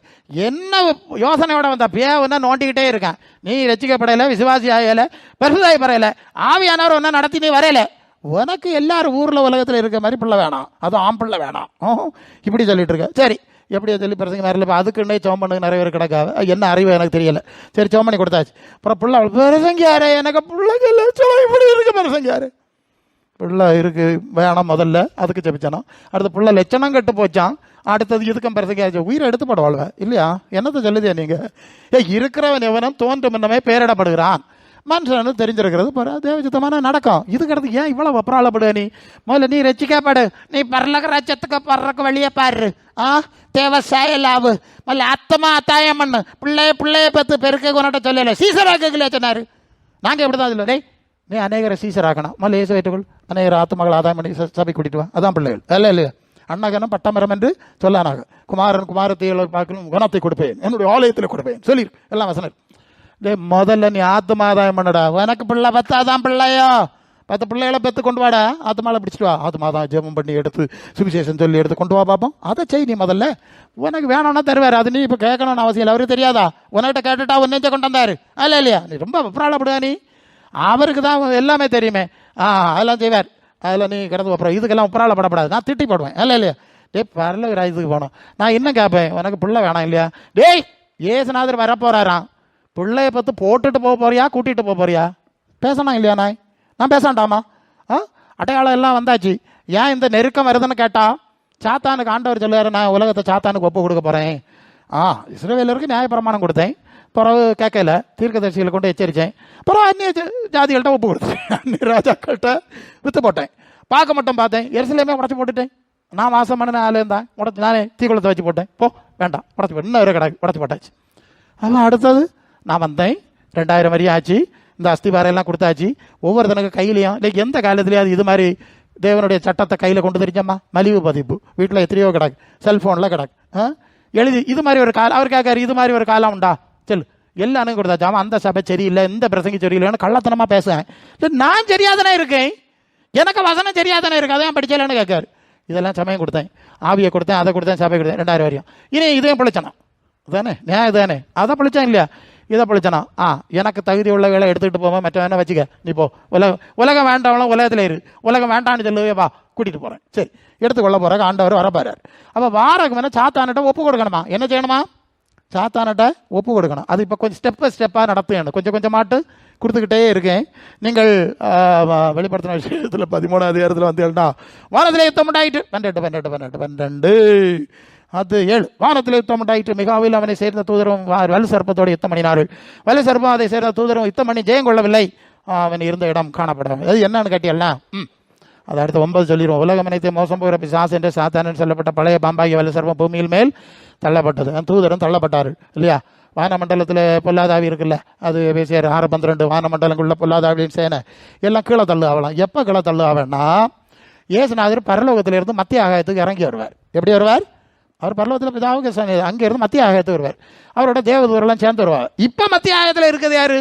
வானமண்டலத்து பொல்லாதாவின் சேனை ஆகும். அங்கே ஒரே அடி சண்டை பிடிச்சி எல்லாத்தையும் அடிச்சு கீழே தள்ளியாச்சு. எங்கே? பூமியில். அப்போ பூமிக்கு லட்சணம் எப்படி இருக்கும்? இப்போமே எப்படி இருக்குது? இப்போ எல்லாம் சேர்ந்து இங்கே வந்து குடியிருந்தால் பூமிக்கு லட்சணம் இருக்கும். இப்போ தான் நீங்கள் 12 ஆகையால் பரலோகங்களே அவைகளில் வாசமாக இருக்கிறவர்களே களி கூறுங்கள், பூமியில் சமுத்திரத்திலும் கூடி இருக்கிறவர்களே ஐயோ பிசாசானவன் தனக்கு கொஞ்ச காலம் மாத்திரம் உண்டு அறிந்து மிகுந்த கோபம் கொண்டு உங்களிடத்தில் இறங்கி அப்படினால் உங்களுக்கு ஆபத்து வரும் என்று சொல்ல கேட்டு. இது என்னது? இங்கே 2 பிரிவார் இருக்கா. பரலோகங்கள்னா ஹெவன்லி, மேலே இருக்கிறவர்கள். பரம்னா மேலே, சமுத்திரம் பூமின்னா கீழே. அப்போ 2 பிரிவார் இருக்காங்க. மேலே இருக்க ஒரு கூட்டம் மனிதர் இருக்கிறாங்க, கீழே இருக்காங்க. இவங்க யாரு? 2 பேர் ஒரே படுக்கையில் இருப்பார்கள். ஒருவன் ஏற்றுக்கொள்ளப்படுவான், இன்னொருத்தன் கைவிடப்பட்டவான். 2 பேர் வயலில் இருப்பார்கள் சொல்லியிருக்கல. அதான் ஒரு கூட்டம் மேலே போயிடும். எப்போ போவோம்னா, இந்த சாத்தானுடைய சேனை எல்லாம் கீழே வரும் பாருங்க. அந்த செகண்டில் இங்கே செயல்பட்டு கொண்டிருக்கிற பரிசுத்த ஆவியானவரும் அந்த பரிசுத்த ஆவியானவரால் நடத்தப்படுறவர்களும் அப்படி மேலே போயிடுவாங்க. அல்ல, அதுதான் பிலிப்பியர் 3:21 அவர் தம்முடைய பரிசுத்த ஆவியாகிய வல்லமையினாலே நம்முடைய அற்பமான சரீரத்தை அவருடைய மகிமையான சரீரத்துக்கு பாய் மறுரூபப்படுத்துவார். ரோமர் 8:11 சொல்லுது, இயேசுவை மரித்தவரது எழுப்பினருடைய ஆவி உங்களில் வாசமாக இருந்தால் சாவுக்கு ஏதுவான சரீரங்களை மறுரூபப்படுத்துவார்ல. இது அந்த டைமில் நடக்கும். அப்போ இந்த டைமில் நடக்கணும்னா சாத்தான் சேனை கீழே வரக்கூடிய அந்த டைமில் தான் நடக்குமா? சரியா? அதான் அந்த வசனம் அப்படி கனெக்டிவாக வரும். இப்போ என்ன பண்ணுறாருன்னா, கொஞ்சம் கொஞ்சமாக சாத்தானுக்கு இடத்த கொடுத்து மணி அடிக்கிறாரு. கொஞ்சம் கொடுத்தாச்சு, 5%, 10% கொடுத்துக்கிட்டே இருக்கிறேன். முத்திரையெல்லாம் நடந்தாச்சு. எல்லாம் நடக்கல, முத்திரையெல்லாம் பறிச்சாச்சு. வேறு நாடுகள்லாம் முத்திரையெல்லாம் பர்பஸுக்காக பறிச்சு வந்தாச்சு. அதெல்லாம் கொண்டு வந்தாச்சு. 600 நம்பர்லாம் ரெடி ஆயாச்சு. ஆட்சி கொடுத்து என்ன பிரச்சனை? யாரும் சோம்படிக்க நடக்கலைன்னா போறக்கு ரெடியாக விடா நீ. இல்லையோ இவைகளெல்லாம் சம்பவிக்க காணும்போது லூக்கா 21 சொல்லாரு, எனக்கு நீ அரசியல் பண்ணிக்கிட்டு இன்னும் பெயிண்ட் அடிச்சுட்டு கிடக்கலான்னா என்னம்மா மணி அடிச்சாச்சு. இவெல்லாம் சம்பவிக்க காணும்போது அவை வாசலண்டையிலே வந்திருக்கிறார் என்று சொல்லி நீங்கள் என்ன செய்யணுமா? அறிந்து கொள்ளணும். இன்னொரு வசனம் இருக்கிறது 21 அதிகாரத்தில் வந்தா, அதாவது பூமி நீங்கள் தலைகளை உயர்த்து 28 இவைகள் சம்பவிக்க தொடங்கும் போது உங்கள் மீட்பு சமீபமாக இருப்பதால் நீங்கள் நிமிர்ந்து பார்த்து உங்கள் தலைகளை போறக்கு நேரம் ஆயிட்டு இல்லையா? சரி, ஆளுகளுக்கு சோக்கேட முத்தி வச்சுனா போறக்கு நேரம் ஆயிட்டு வீட்டுக்காரி சொல்றா இல்லையா? இதை பார்த்தோடனே நம்ம போறக்கு நேரம் ஆயிட்டு 20 இனி சம்பவிக்க போறவர்களுக்கு தப்பணும்னா எப்போ ஜெபம் பண்ணி விழிச்சிரு. ஏப்பையா போனோம், பிள்ளை கிடச்சனா, ஆம்பிள்ளை வேணும், பெம்பிள்ளை வேணும், வீடு கட்டணும், அதுக்கு நேரம் ஒன்றும் இல்லை இப்போ. இல்லையா? முதலாவது தேவராஜ்யம் தேவஜித்தம் செய்ய தேவையானதை தருவார். இல்லைன்னா வேண்டாத்தனத்தில் இறங்கி விழாத பிறகு போக முடியாமல் ஆயிப்போ வணக்கம். சரியா? இது நான் சபைக்கு பேசிகிட்டு இருக்கிறேன். இல்லையோ? அப்போ எப்படியெல்லாம் நாம் சபை குருடாக்கிட்டு போயிருக்கு. எங்கே போயிருக்கணும் உங்களுக்கு பிரசங்காரே? இப்போ நீர் சொல்லு கதையை பார்த்தா ரொம்ப தூரம் குருடாகி போயிட்டோம் போல இருக்கு. ஆமாம், திரும்பி வராட்டா இந்த ஆவி வராது, இந்த பிரசன்னம் வராது. இந்த பிரசன்னம் வராமல் மறுரூபம் வராது. இல்லையா? மறுரூபத்தை பற்றி அந்த வசனம் என்ன சொல்லுது? 2 கொரிந்தியர் 3:18 நாம் கர்த்தருடைய மகிமை கண்ணாடியிலே காண்கிற வண்ணமாய் கண்டு ஆவியா இருக்கிற கர்த்தரால் அந்த சாயலாகத்தானே மகிமையின் மேல் மகிமை அடைந்து எப்படி மறுரூபம் ஆகுறோம். Present perfect continuous tense. அங்க என்ன படிச்சோம்னா ஒரு இமைப்படுதல மறுரூபம் ஆவோம், அது ஃபியூச்சர் டென்ஸ் இல்ல. இது நவ் இட்ஸ் ஹேப்பனிங், இப்ப நடக்கணுங்க. அப்படியே பரிசுங்க யாரு? ஆமா, 2 கொரிந்தியர் 4:16 சொன்னார்ல, உள்ளான மனுஷன் நாள்கள் புதிது ஆக்கப்படுன்னு சொன்னார்ல, வசனம் பார்த்துட்டோம்ல. மறுரூபம்னா இயேசுவை போல ஒரு மறுரூபம் நமக்குள்ள நடக்கணுமா? என்ன சொல்றீங்க? இப்படி 30 வருஷமா நடக்காத ஆளு இயேசுநாதர் வர்ற அந்த செகண்ட்லயே நடக்காது. இப்ப புரிஞ்சா இந்த மறுரூபமாக சபை தான் அங்கே போக முடியும். பார்த்துக்க, அது கொஞ்சம் ஆழமான விஷயம். இதெல்லாம் கொஞ்சம் தெளிவாக நம்ம மனசில் ஆக்கி நம்ம என்ன செய்யணும்? முதல்ல ஸ்திரப்படணும். என்ன செய்யணும்? பேதுரு 1 பேதுருவில் என்ன சொல்றாரு? கொஞ்ச காலம் பாடு அனுபவிக்கிற உங்களை என்ன செய்யணும்? பார்த்துடுங்க. பாடுபட்டாலும் என்ன ஆண்டவரே இப்படி பாடு இப்படி கஷ்டம்னு கேட்டா அவர் சொல்றாரு, நீ கொஞ்சம் சீர்படுறதுக்கு தான் உன்னை கஷ்டத்திலே அனுப்புகிறேன். நல்ல இல்லையா? அது எங்க இருக்கு? நீங்கள் பாட அனுபவிக்கிற உங்களை ஸ்திரப்படுத்துவாராக. இந்த வசனம் எடுங்க பார்ப்போம். 1 பேர் எடுத்துக்கலாம். சீர்படுத்தி ஸ்திரப்படுத்தி 2-3 வார்த்தை இருக்கு இல்லையா? என்னமா? ஆமா, அந்த வசனத்தை சொல்லிங்க பாப்போம், எல்லாரும் படிச்சிருவாவே. சீர்படுத்தி சிறப்படுத்தி பலப்படுத்துவாராகல்ல. 1 பேதுரு வசனத்தை எடுத்துட்டா கொள்ளாமே. இல்லை இல்லையா? சரி, எடுத்தா சொல்லுங்க எல்லாருக்கும். அது ஒரு நல்ல வசனம், நமக்கு அது வேணும். 5:10 1 யோவான் 5:10 1 பேதுரு 5:10 1 பேதுரு 5:10. எல்லாரும் குறைச்சிக்க. அப்போ ஏன் பாடு கஷ்டம்னா சீர்படணும், ஸ்திரப்படணும், பலப்படணும். அதுக்காக பாடுகள் வழியா நடத்துறாராம். இல்லை இல்லையா? இந்த கட்டாந்தரையில் ரோட்டங்கரையில் நிற்க தென்னை மரம் பார்த்துருக்குதுங்களா? அது ஈஸியாக பட்டு போகும். அதை பார்த்துருக்குதுங்களா? அந்த வெயில் சூடெல்லாம் பார்த்து அதுக்கு பலம். இந்த ஆத்தங்கரையில் நிற்க தென்னை மரத்தை பார்த்தீங்கன்னா ஆற்றுல தண்ணி போனோன்னா ஓலையை ஒடிச்சு குச்சங்காலி வரைக்கும் எல்லாம் ஒடிச்சு தொங்கி தொழியும். பார்த்துருக்கீங்களா? அதான் பலப்படுதல். அப்போ நமக்கு பலன் உண்டாக்கணும். ஸ்திரம். என்னத்துக்காக இப்படி கஷ்டம் வருது? சில வேளை ரொம்ப கஷ்டம் வந்துடும், அளவுக்கு அதிகமாக கஷ்டம் வந்துடும். ஆண்டவரே எனக்கு எடுத்துக்கிடுங்க, ஆண்டவரே எப்படி ராஜ்யத்துக்கு வார ஆண்டவரே, எனக்கு தாங்க முடியல. கஷ்டம் வந்தால் பரலோக ராஜ்யம் ஆசை வருது. பார்த்தியெல்லாம் போனோன்னு ஆசை வருதுல்ல? ஆமாம், பிலிப்பியர் 1ஆம் அதிகாரத்தில் பவுல் சொல்கிறார்ல, இந்த தேகத்தை விட்டு பிரித்து கிறிஸ்துவுடனே கூட இருக்க எனக்கு ஆசை நமக்குண்டா. 80 வயசு பாட்டியை வந்து பிரசங்கியாரு, எனக்கு நேற்று இருதயம் கடை குடுன்னு அடித்து பிரசங்கியாரு, புறப்படப்புக்கிழமை பிரசங்கியாரு. வயசு 80 வருது. 80 வயசான வரும் விசுவாசி பாட்டிக்கு பரலோர ஆண்டவர்கிட்ட போனோன்னு ஆசை வரையில தப்பு தானே. நம்ம சாவு கொண்ட சொல்ல இல்லை பாருங்க, வரணும் இல்லையா ஆசை? பவுலுக்கு வந்திருக்கு இல்லையா? 1 பேதுரு பிலிப்பியர் 1:23 சொல்லியிருக்கு எனக்கு அதிக ஆசையாக இருக்குது. அப்போ 2 கொரிந்தியர் 5ஆம் அதிகாரம் 7ஆம் வசனமா அங்கேயும் சொல்லியிருக்குல்ல, இந்த தேகத்தை விட்டு குடி விலகி போகும், கர்த்தரிடத்தில் குடியிருக்கோம், அதிகமாக விரும்புகிறோம் சபையார் எல்லாம் சேர்த்து சொல்லியிருக்குல்ல. நமக்கு அந்த விருப்பம் வந்தா ஆதி சபை எப்படி இருந்தன்னு ஒரு ஐடியாவுக்கு சொல்லிட்டு இருக்கேன். என்ன பிரசங்கியாரு? நாம சாவாம நீ என்ன விசுவாசிக்கிறோம், மரித்தாலும் பிழைப்பான் மரியாமல் இருப்பான் எழுதியிருக்கு. நம்ம சாவாம இருந்துக்கிடணும்னாகும். ஒரு இடத்துல முடிக்கணும், நேரம் ஆயிட்டு ஒரு பிரசங்கம் பண்ணேன். அது என்ன பிரசங்கம்னா, அதே காலமெல்லாம் மரண பயத்தினாலே அடிமைப்பட்டவர்களை விடுதலை என்னபடி இயேசுவை தேவன் ஒப்பு கொடுத்தார். காலமெல்லாம் மரண பயத்தில் இருந்தாங்களா, சாவுன்னா பயம். ஏன் என்ன சாவுன்னா பயப்படுதியா? எங்கே போனோன்னு தெரியலையே பிரசங்கியாரு. சாவு பயத்துக்கு என்ன காரணம்? இன்னும் எங்கே போனோன்னு ரெடி ஆகல. நம்பர் 1. சாவு பயத்துக்கு என்ன காரணம்னா, என் மனசு ஆழத்தில் சொல்லுது நீ நரகத்துக்கு தான். எப்படி மேல் மனசுல நான் இப்படியாக்க தேவைப்பிள்ளையாக்கன்னு சொன்னாலும் மனசு அடிக்குது. எனக்கு ஒன்றும் பரலவும் கிடையாது. ஒரு சிஎஸ்எஸ் சபையில் ஒரு முக்கியமான நபர், சொந்தக்காரங்க தான் அவங்க.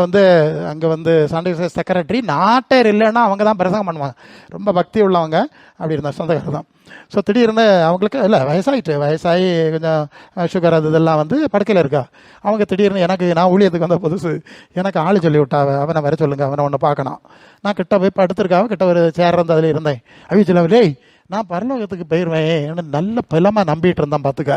இப்போ சாத்தான் சொல்ல நீ பரலோகத்துக்கு போவாய், என்ன பரலோகத்தில் ஏற்ற மாட்டான், நீ நரகத்துக்கு தான் போவேன்னு பயம் காட்டுவேன், எனக்கு பயமாக இருக்குன்னு. கொள்ளாமா? நான் என்னத்தை சொல்லுது?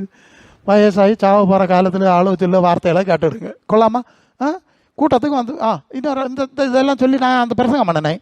பிரசங்கம் பண்ணி முடித்தோன்னா அந்த பாஸ்டர் இல்லாதனால எல்லோரும் வரிசையில் வந்தால் சோம் பண்ணணும். ஒரு 50க்கு மேலே ஒரு வயசுள்ள தாயார் வந்தாவே அந்த சர்ச்சில் உள்ள மோட்டை தோணும். விசுவாசி உங்களுக்கு என்னத்துக்கு ஜோம் பண்ணேன்னு கேட்டேன். எனக்கு மரண பயம் பிரசங்கியாரு, எனக்கு பயமாக இருக்குது. கொள்ளாமா? அப்புறம் வேறு யாருக்கே ஜோம் பண்ணேன். அடுத்தது வேறு யாருக்கு ஜோம் வந்தது ஒரு பார்ட்டி, அந்த பார்ட்டி 50க்கு மேலே தான். உங்களுக்கு என்னத்துக்கு ஜோம் பண்ண? எனக்கு புறாளமாக இருக்குது, பயமாக இருக்குது, சாவு பயமாக இருக்குது. கொள்ளாமா? பிரசங்கமாக இதுதான் பண்ணியிருக்கேன். இத்தனை வரையும் கூட்டத்தில் இருந்தப்புறம் இன்னும் சாவு பயம் போயலை. இதான் விசுவாசிகளை லட்சணம். கொள்ளாமா? எப்படி இருந்தா எப்படி சொல்லுங்க? உங்களை நீங்கள் பார்த்துக்கிடணும். அது எங்கே போனோன்னு இன்னும் ஸ்டெடி ஆகலை. எப்படி இந்த கார் ஓட்டுகளை, நான் கார் டிரைவிங் லைசன்ஸ் வச்சுருக்கேன்.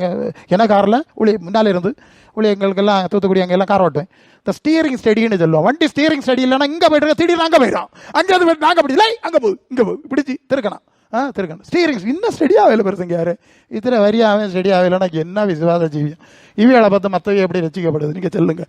இந்த சபைக்கு நீங்கள் அந்த சபைக்கு போங்க, உங்களை ரசிக்கப்படலை கர்த்தர் சபையில் சேர்த்து கொண்டு வரான்னு சொல்லியிருக்கு. நான் அங்கே கொண்டு போகிறேன்னு ஆண்டவர் தள்ளிட்டு வருவாரா? என்ன யோசிக்குதே நீங்கள்? நம்ம அனுபவம் இப்படி அனுபவப்பட்டது ஆவியானவர் தரது உங்களுக்கு பேசுகிறேன். இல்லையா? நமக்கு ஒரு நிச்சயம், மருத்துவர் உயிர்த்தளவு நிச்சயம். ஆண்டவர் வந்தால் போவேன், ஆண்டவருக்காக இவ்வளோ ஓடி இருக்கேன், நல்ல போராட்டத்தை போராடினேங்கிறாரு பவுல். என்ன சொல்கிறாரு? நல்ல போராட்டத்தை போராடினேன், ஓட்டத்தை முடிதான் போடா, விசுவாசத்தை காத்துக்கொண்டு எனக்கு வச்சிருக்கு, நான் போகிறேன் போ. சில ஆள்கிட்ட கிண்டலாம் சொல்லுவேன். ஓ, நான் நிறைய சபையில் அம்மா அடக்காராத இடத்துக்கு எந்த பாசர் போய் நீ உங்கள் அடக்காரன்னு எனக்கு வேண்டாம், நான் போக வேண்டிய இடத்துக்கு பறந்து நேரமே போயிருப்பேன் இல்லையா. நீங்கள் அடக்கம் பண்ணுனா என்ன, பண்ணாத வழியே போகிறேன் என்ன இல்லையா. ஆண்டவரோட நடக்கணும். அது இது ஏனோக்கு தேவனோடு சஞ்சரித்து கொண்டிருந்தான். அதுபோல் உள்ள அனுபவத்தில் ஆண்டவரோட சஞ்சரித்தாதான் இந்த வருகைக்கு போக முடியும். இப்போ புரியுதா, நேரம் முடியுது. ஸோ கொஞ்சம் குழப்பமாக தான் இருக்கு இல்லையா. இப்படி தான் பேசி பேசி பேசி அப்போ சில உபதேசம்னா இதுதான் கொண்டு வந்தா கொஞ்ச நாளையில் உங்களுக்கு என்ன வந்துடும், ரட்சிப்பு வந்துடும், ஆத்மாவில் விடுதலை வந்துடும், பரலோக தரிசனம் வந்துடும், கள்ள குருசடி ஆவியெல்லாம் போயிடும், பரலோக ஆவி வந்துடும், பலன் வந்துடும், உங்களுக்குள்ள கிறிஸ்துவின் வல்லமை அவருடைய கருத்திலும் அவருடைய சத்தத்தின் வல்லமையிலும் பலப்படுங்கள், பலம் வந்துடும். அங்கே வந்தோடனே ஐயா அப்போ நான் போறேன்னு போயிடும். நீங்கள் ஜோம் பண்ணா வியாதி சுகமாகும், வேற காரியங்கள் இருந்தால் ஆவியானவர் வெளிப்படுத்துவார். சபைன்னா அப்படிப்பட்டதாங்க இல்லை இல்லையா. ஆனாலும் வல்லமை உண்டாகும். எல்லாரும் வண்டியிலையும் கார்லையும் மந்திரி மாதிரி வந்து வாசல்ல வரிசையில் நிற்பான். தெரியுமா தெரியுமா, கிம்ஸ் எல்லாம் போட்ட வேண்டியதான், நிம்ஸ் எல்லாம் போட்ட வேண்டியதான். அப்போ ஆண்டவருடைய வசனத்தை சொன்னால் கீழ்ப்படிவார்கள். இன்னைக்கு நமக்கு அப்படிப்பட்ட அனுபவம் தான் தேவை. பார்த்துடுங்க, அரசியல் பண்ணி உலகத்தை ஜெயிக்க முடியாது. தேவனுடைய வல்லமை அதிகாரத்தையும் நாம பார்க்கணும், மற்றவர்களை பார்க்கணும், சத்துருக்கள் பார்த்து அடங்கணும். பார்வன் இருதயத்தை கரையை பண்ணின தேவன் கரையை பண்ணாரா இல்லையா, கரையை பண்ணின தேவன். அந்த சாதரா நேபாத் நேச்சருக்கு அவங்க அக்னியின் உக்கரத்தை அவித்து அவனை கலங்க பண்ணாரா, சிங்கங்களின் வாயை அடைச்சி சட்டத்தை மாற்றி எழுதினாரா, சபையார் ஜபித்த போது பேதுருவனுடைய சிறை கதவை திறந்து வெளியே கொண்டு வந்தாரா, பவுலும் சீலாவும் சபை அங்கே அடைக்கப்பட்டு ஜபித்த போது நிலநடுக்கம் உண்டாய் சங்கிலியெல்லாம் அத்தறிஞ்சு ரட்சிப்பு உண்டாச்சா. இது இல்லையா நமக்கு இப்போ தேவை. வாழை கெடுவா ஓட்டு கெடுவா எங்கிறதுல காரியம். தேவ கிருபை, தேவ பலம், தேவ அதிகாரம், தேவ சத்தியம் நம்மகிட்ட உண்டா, அதுக்கு ஏற்ப இந்த வாழ்க்கையை பயன்படுத்து. வேற ஒன்றும் அந்த உலகத்தில் செய்ய முடியாது, சாதிக்க முடியாது, கொண்டு போக முடியாது. இந்த அறிவும் தெளிவோட நாம தெளிவடைஞ்சு உறுதிப்பட்டு பலப்பட்டு மற்றவங்களுக்கு அந்த சுவிசேஷத்தை பக்குவமாக சொல்லும்போது ஒன்று அது அவர்களுக்கு புரியும். ரெண்டாவது, தேவன் முற்புறத்திலும் பிற்புறத்திலும் நெருக்கிலே மரியாதையா போ, அங்கே போயிலன்னா நீ என்னடா வந்து சேர மாட்டான்னு ஆண்டவர் கிரியை செய்ய முடியும். இப்போ புரியுதா, நான் ஷார்ட்டாக சொல்கிறேன், நேரங்கள் முடியுது. அன்புக்குரியவர்களே, அப்போ முதலாவது பாச ஜபத்தில் சொல்ல எனக்கு பிடித்தமான ஒரு வார்த்தை, எல்லாரும் மற்றவர்களை அடித்து விரட்டி கொண்டு வரோன்னு சொல்லுவாங்க. நான் சொல்ல அவர் அடித்து விரட்டி கொண்டு வரட்டு, முதல்ல நாம உருப்படுவோம் அல்ல இல்லையா.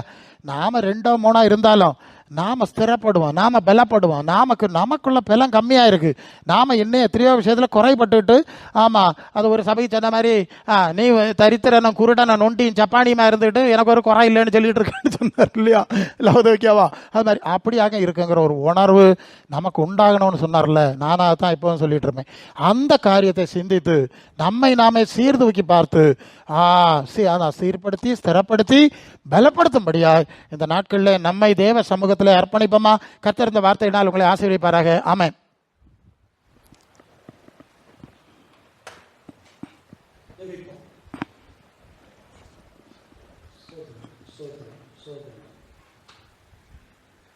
கேட்ட வார்த்தைகளுக்கு நேராக ஒப்புக் கொடுப்போம். நம்மை